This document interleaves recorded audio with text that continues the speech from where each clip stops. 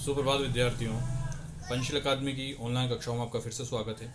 इस वीडियो में हम विषय संस्कृत कक्षा 7 रुचिरा भाग 2 के पाठ 3 स्वावलंबन का अध्ययन करेंगे। पिछले वीडियो में मैंने आपको पाठ 2 तक के सारे कार्य करवा लिया, आप कॉपी में नोट कर लीजिएगा। अब हम पाठ 3 की ओर बढ़ेंगे। पाठ 3 का कार्य भी मैं आपको अच्छे से समझा दूंगा। पाठ 2 तक आप नोट करिएगा, इनको याद करिएगा, क्योंकि आपके 9 तारीख से फर्स्ट टेस्ट हैं और पार्ट 1 से 3 तक आपके संस्कृत में आपका सिलेबस है ना। तो इस बार हम पार्ट 3 देखते हैं इस वीडियो में। तो पार्ट 3 है आपका स्वावलंबन। स्वावलंबन का अर्थ होता है खुद का कार्य खुद करना, यानी कि आत्मनिर्भर बनना। हमें अपना कार्य स्वयं करना चाहिए। इस पार्ट में आपको संख्यावाचक शब्द देखने को मिलेंगे। संख्यावाचक शब्द में आपको शुरू में जब हमने पाठ नहीं पढ़ाया था, उससे पहले मैं संख्यावाचक शब्द यानी कि गिनती, संस्कृत गिनती मैं आपको बता चुका था, नोट भी करवाई थी कॉपी में। तो वही शब्द यहाँ पे आएंगे। देखिए हम पाठ की ओर बढ़ते हैं, ध्यान से आप देखिएगा। पाठ है आपका स्वावलंबन, यानी कि अपना कार्य स्वयं करना चाहिए, आत्मनिर्भर बनना चाहिए। कृष्णमूर्ति श्रीकंठस्य मित्रे अस्ताम। कृष्णमूर्ति और श्रीकंठ दो मित्र थे। श्रीकंठस्य पिता समृद्ध आसित। श्रीकंठ के पिता समृद्ध आसित थे, यानी कि बहुत पैसे वाले थे, यानी कि संपन्न थे। किसके पिता? श्रीकंठ के पिता। कृष्णमूर्ति और श्रीकंठ दोनों मित्र थे, तो श्रीकंठ के पिता अच्छे समृद्ध लोग थे। अतः तस्य बहुने सर्वविधानि सुख साधनानि आसन। और उनके घर में सभी तरह के सुख साधन के समान थे, व्यवस्थित रहते थे, और सारे सुख सुविधा उनके घर में थे। तस्मिन विशाल भवने, उनके विशाल भवन में, किसके विशाल भवन के? श्रीकंठ के दो मित्र थे ना, तो श्रीकंठ की यहाँ पे बात चल रही है कि अच्छे पैसे वाले थे, धनी थे, संपन्न थे। अब उनके घर की बात चलती है, उनके घर में क्या क्या था। तस्मिन विशाल भवने चत्वारिंशत् स्तंभा आसन। उनके विशाल भवन में चत्वारिंशत्, चत्वारिंशत् का मतलब क्या होता है? 40, 40 स्तंभा आसन, यानी कि 40 खंबे थे। तस्य यानी कि उनके अष्टादश प्रकोष्ठेषु, अष्टादश प्रकोष्ठेषु यानी कि कमरे थे। अष्टादश यानी कि 18 कमरे थे। 50 गवाक्षा, 50 का अर्थ होता है 50, गवाक्ष यानी कि खिड़कियां थी। चतुर्चत्वारिंशत् द्वाराणि, चतुर्चत्वारिंशत् का अर्थ होता है 44, 44 द्वार थे, दरवाजे थे।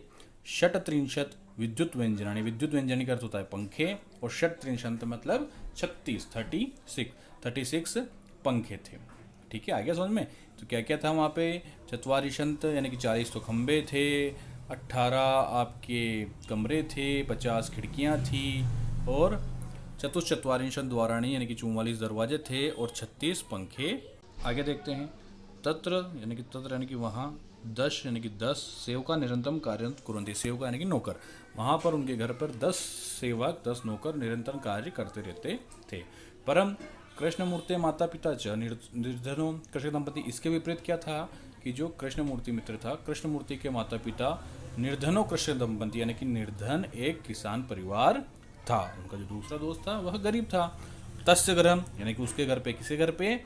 कृष्णमूर्ति के घर पे। आडंबर विहीनम साधारण चासित। आडंबर विहीन यानी दिखावे रहित, साधारण तरीके से वह रहते थे। उनका घर दिखावे रहित साधारण सा था।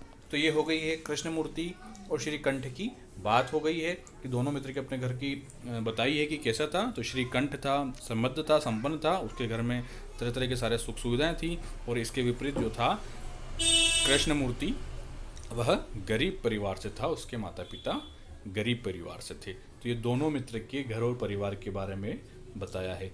आगे हम देखेंगे कि क्या चर्चा इन दोनों के बीच में चलती है और किस प्रकार हमें आत्मनिर्भर बनने की सीख भी इस पाठ से मिलती है। ठीक है,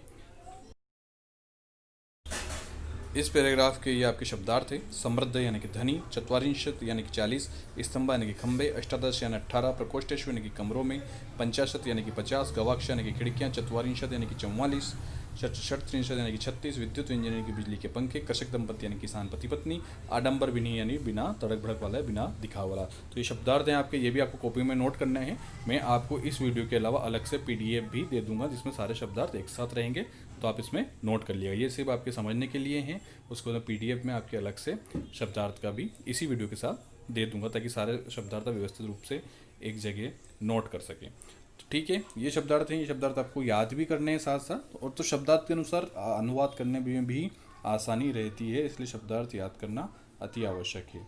ठीक है, पाठ के आगे की ओर हम बढ़ते हैं कि इन दोनों के घर की बात तो हुई, आगे क्या होता है इस पाठ में देखिए। चलो हम आगे देखते हैं। एकदा श्रीकंठः तेन स प्रातः 9 तस्य गृहम् आगच्छत्। मतलब एक दिन श्रीकंठ तेन स किसके साथ, कृष्णमूर्ति के साथ सुबह 9 बजे, 9 यानी होता है 9 यानी कि बजे, समय 9 बजे, तस्य गृहम् आगच्छत् उसके घर आ गया। किसके घर आ गया? कृष्णमूर्ति के घर, जो गरीब परिवार से था, किसान दंपति के साथ था। तत्र वहाँ पर कृष्णमूर्ति तस्य माता पिता च स्वशक्त्या श्रीकंठस्य आतिथ्यम अकुर्वन्, और वहाँ पर कृष्णमूर्ति के माता पिता ने जितना हो सकता था श्रीकंठ का आतिथ्य सत्कार किया। जितनी उनकी श्रद्धा थी, जितनी उनकी हैसियत थी, उस हिसाब से उन्होंने अच्छे से श्रीकंठ का अतिथि स्वागत किया। एतद् दृष्ट्वा, यह देखकर श्रीकंठ अकथयत्, श्रीकंठ बोला, मित्र, हे मित्र, अहम बहुताम सत्कारेण संतुष्टो अस्मि, मैं आप सभी के या मैं तुम्हारे सत्कार से, जो तुमने आदर सत्कार किया है उससे मैं संतुष्ट हूँ। केवलम इदमेव मम दुखम यत, केवल मुझे इस बात का दुख है कि तव यानी कि तुम्हारे ग्रहे घर में एकोपी का अर्थ होता है एको यानी कि एक, अपी यानी कि भी, एक भी, भृत्य यानी कि नौकर, काम करने वाला, नास्ति नहीं है, कि मैं संतुष्ट हूँ, लेकिन मुझे सिर्फ इस बात का दुख है कि आपके घर में, तुम्हारे घर में एक भी नौकर नहीं है। मम सत्काराय बहुताम बहु कष्ट जातम, मेरे सत्कार में, मेरे आदर सत्कार में, मेरी आओ भगत में तुम्हें बहुत कष्ट हुआ है। मम ग्रहे तू बहुवा कर्म करा संति, मेरे घर में तो बहुत सारे नौकर हैं। संपन्न घर से था तो उसके घर में वास्तव में बहुत सारे नौकर थे। तदा कृष्णमूर्ति अवदत्, ध्यान से सुनिएगा, तब कृष्णमूर्ति इस बात का जवाब देता है, बोलता है, अवदत् यानी कि बोलना, कि मित्र, हे मित्र, ममापि अष्टो कर्म करा संति, कि मेरे पास भी अष्टो यानी कि 8 कर्म करा यानी कि नौकर, संति यानी कि संति, देखो भृत्य यानी भी नौकर होता है, कर्म करा यानी भी नौकर होता है, तो मेरे पास 8 नौकर हैं। कौन कौन से 8 नौकर हैं? जो कृष्ण दंपति गरीब परिवार से था कृष्णमती, तो बताता है कि मेरे पास 8 नौकर क्या है।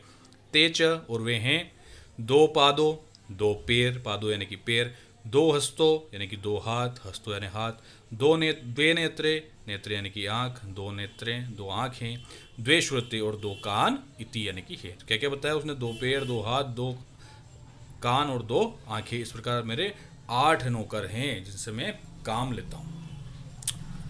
और इसके शब्दार्थ, इसी पद्य के शब्दार्थ आप देखेंगे, इसी प्रकार आपके आप शब्दार्थ यहाँ पे नोट करना। स्वशक्ति यानी कि अपनी शक्ति के अनुसार, आतिथ्यम यानी कि अतिथि सत्कार, कर्म करह यानी कि काम करने वाला, नौकर, बहुताम यानी कि आपके, और भृत्य यानी भी नौकर, है ना, कन्फ्यूज मत होना, कर्म करह भी नौकर होता है और भृत्य यानी भी नौकर होता है।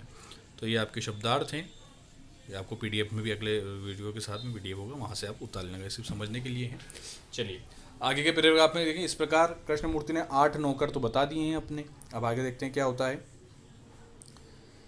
एते प्रतिक्षणम मम सहायका, आगे कृष्णमूर्ति कहता है कि एते यानी कि ये, प्रतिक्षण यानी कि हर क्षण, मम सहायका मेरी सहायता करते हैं, हर पल मेरे साथ रहते हैं और मेरी सहायता करते हैं। किंतु तव भृत्या, लेकिन तुम्हारे नौकर सदैव सर्वत्र, सदैव और हमेशा, च यानी कि और, उपस्थिता भवितुम न शक्नोमि, तुम्हारे साथ हर जगह उपस्थित नहीं हो सकते, शक्नोति यानी कि नहीं हो सकते। तू स्वकार्य भृत्याधीन हो, और तुम सारे कार्य के लिए भृत्याधीन हो, यानी कि नौकर के अधीन हो, सारे काम नौकर ही करते, तुम कुछ कर नहीं सकते, क्योंकि जब वह होंगे तभी काम होगा, वरना होगा ही नहीं। यदा यदा ते अनुपस्थिता, और यदा यदा यानी कि जब तब वे अनुपस्थित होते होंगे, कौन? नौकर। तदा तदा, और तब तब, तुम कष्टम अनुभवसी, तुम्हें कष्ट होता होगा, क्योंकि तुम्हें आदत ही नहीं खुद का कार्य खुद करने की। स्वालंबे तु सर्वदा सुखमेव, और स्वालंबे यानी कि अपना कार्य करने से, सर्वदा यानी कि हमेशा सुखमेव, सुख की प्राप्ति होती है। न कदापि कष्टम भवति हो, कभी कष्ट नहीं होता है। कितनी अच्छी बात बताई कृष्णमूर्ति में कि सदा हमेशा अपना काम हमें करना चाहिए, दूसरों के अधीन नहीं रहना चाहिए, तो हम कभी दुखी नहीं होंगे। श्रीकंठ अवदत्, अब श्रीकंठ बोलता है, मित्र, हे मित्र, तव वचनानि श्रुत्वा, तुम्हारे वचन सुनकर, मम यानी कि मेरे, मनसी यानी कि मन में, महती यानी कि बहुत ही, प्रसन्नता यानी कि प्रसन्नता, जाता यानी कि हुई, कि मेरे मन में बहुत प्रसन्नता, मेरे मन को बहुत प्रसन्नता हुई। अधुना अहमपि स्वकार्याणि स्वयमेव कर्तुम इच्छामि, अधुना यानी कि अब, अहमपि यानी कि मैं भी, अहम में, अपि भी, मैं भी, सर्वकार्याणि अपना कार्य, स्वयमेव मेरे ही द्वारा यानी कि मैं ही, कर्तुम यानी कि करूँगा, इच्छामि ऐसी इच्छा रखता हूँ कि अब मैं भी मेरा कार्य स्वयं ही करूँगा। भवतु सार्ध द्वादश वादनामी इदम। सार्ध यानी कि आधा, द्वादश यानी कि 12, वादनम यानी कि बज गए, वादन यानी कि बज गए, इदम यानी कि ही। सार्ध यानी कि आधा, द्वादश यानी कि 12, तो कितने बज गए? 12:30, 12:30 यानी कि 12:30 बज चुके हैं। सांप्रतम ग्रहम चलामी, अब मुझे घर जाना चाहिए, ये करके श्रीकंठ निकल जाता है। तो कितनी अच्छी पाठ में बात बताई गई है कि हमेशा हमारे हाथ पैर इनसे काम लेना चाहिए, दूसरों के अधीन नहीं रहना चाहिए, वरना फिर हमारी आदत भी वैसी ही हो जाती है। तो पाठ को आपने समझ लिया है। मैं आपको पीडीएफ के साथ शब्दार्थ देता हूँ, आप शब्दार्थ नोट कीजिएगा। अगले वीडियो में मैं आपको इस पाठ के प्रश्नोत्तर कराऊंगा। ठीक है, इस पैराग्राफ के भी आप शब्दार्थ देख लीजिए। शक्नुवंती यानी कि सकते हैं, भृत्याधीन यानी कि नौकरों के अधीन, सार्धद्वादशवादम यानी कि 12:30 बजे, सांप्रतम यानी कि अभी। तो ये आपके हो गए हैं। इसमें संख्यावाचक शब्द का बहुत उपयोग किया गया, इसलिए मैंने पाठ शुरू करने से, पाठ 1 से पहले ही मैंने आपको संख्यावाचक शब्द बता दिए थे। ठीक है, तो इस प्रकार आप संख्यावाचक शब्द भी याद करें ताकि आपको पाठ में सुविधा रहे। तो ये पाठ आप एक बार पढ़िएगा, फिर से समझिएगा, शब्दार्थ के फिर अनुवाद करने की आप कोशिश करिएगा। अगले वीडियो में मैं इस पाठ के प्रश्नोत्तर कराऊंगा और इसी वीडियो के साथ मैं इन शब्दार्थ की पीडीएफ भेज रहा हूँ ताकि आप ये अच्छे से नोट कर सकें।